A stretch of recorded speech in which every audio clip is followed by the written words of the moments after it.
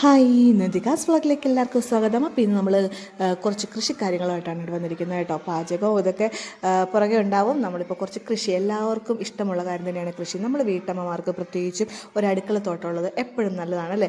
നമ്മുടെ അടുക്കളയിലോട്ട് ഒരു കറിവേപ്പിലയോ പച്ചമുളകോ കാന്താരിക്കൊക്കെ ആവശ്യമായിട്ട് നമ്മൾ ഇതിനോട് നടക്കേണ്ട ആവശ്യമില്ലല്ലോ. അത് നമ്മൾ വീട്ടിൽ തന്നെ കൃഷി ചെയ്യുകയാണെങ്കിൽ നമുക്ക് ആവശ്യത്തിന് എടുക്കാം. ഇപ്പം ഞാൻ പറമ്പിലോട്ട് ഇറങ്ങിയപ്പോഴാണ് നേരത്തെ നട്ടൊരു കാന്താരി ചെടിയാണ് കേട്ടോ. അത് നിറച്ചും നല്ല നിറച്ചും കാന്താരി ഉണ്ടാക്കി നിൽപ്പുണ്ട്.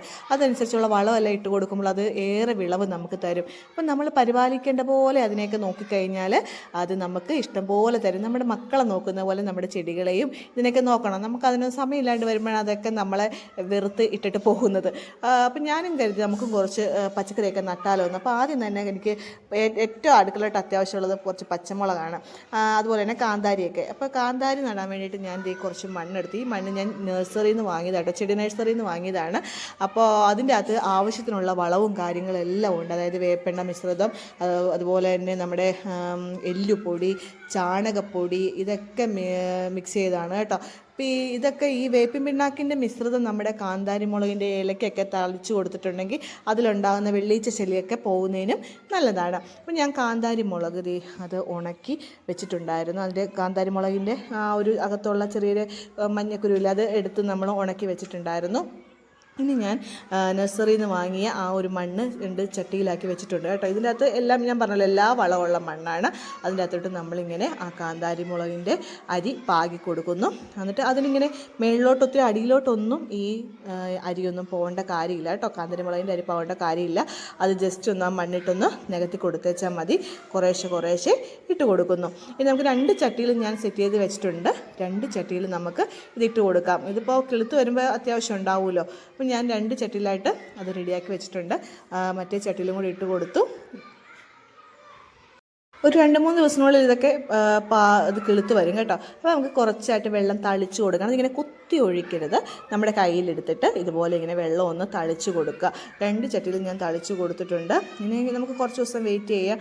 അപ്പോൾ ഇത് കിളുത്ത് വരുമല്ലോ. നമ്മൾ പാകി കിളിപ്പിച്ച ഒരു കാന്താരി മുളകിൽ നിന്ന്, അല്ല ചെടിയിൽ നിന്ന് കുറച്ച് കാന്താരി പറിച്ച് അതിടിച്ച് ചമ്മന്തി ഉണ്ടാക്കി കപ്പയും മുക്കിയൊക്കെ കഴിക്കാൻ എല്ലാവർക്കും ആഗ്രഹം കാണില്ലേ. അപ്പോൾ ഇന്ന് തന്നെ എല്ലാവരും ഇത് ഒന്ന് നോക്കണം കേട്ടോ, ഇങ്ങനെ ചെയ്യാനായിട്ട്. അതുപോലെ തന്നെ ഞാൻ കുറച്ച് ഗ്രോ ബാഗ്സ് മേടിച്ചിട്ടുണ്ടായിരുന്നു. ഇപ്പം ഞാൻ കാന്താരി ചെടിയാണ്, കാന്താരിയുടെ വിത്താണ് പാകിയത്.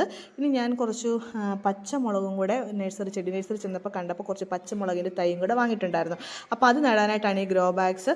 അപ്പം നമ്മൾ മേടിച്ച ആ മണ്ണ്, ഈ മണ്ണിന് അവിടെ എല്ലാം മിക്സ് ചെയ്ത് അവർ തരുന്നതിന് ഒരു ബക്കറ്റ് മണ്ണിന് 50 രൂപ വെച്ചാട്ടോ. അങ്ങനെ 2 ബക്കറ്റ് മണ്ണ് ഞാൻ വാങ്ങിക്കൊണ്ട് വന്നു. എൻ്റെ സ്കൂട്ടറിൽ അതേ കൊള്ളുള്ളായിരുന്നു, അത് വാങ്ങിക്കൊണ്ട് വന്നു. എന്നിട്ട് നമ്മൾ ഗ്രോ ബാഗ്സിലൊക്കെ നിറച്ചിട്ട് നമ്മൾ ചെറിയൊരു കുഴി വെച്ചു.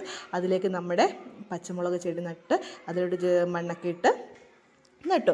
അങ്ങനെ ഒരു 6-7 ചെടിയാണ് ഞാൻ വാങ്ങിയത്. അപ്പോൾ അതെല്ലാം ഞാൻ നട്ട് വെച്ചിട്ടുണ്ട്.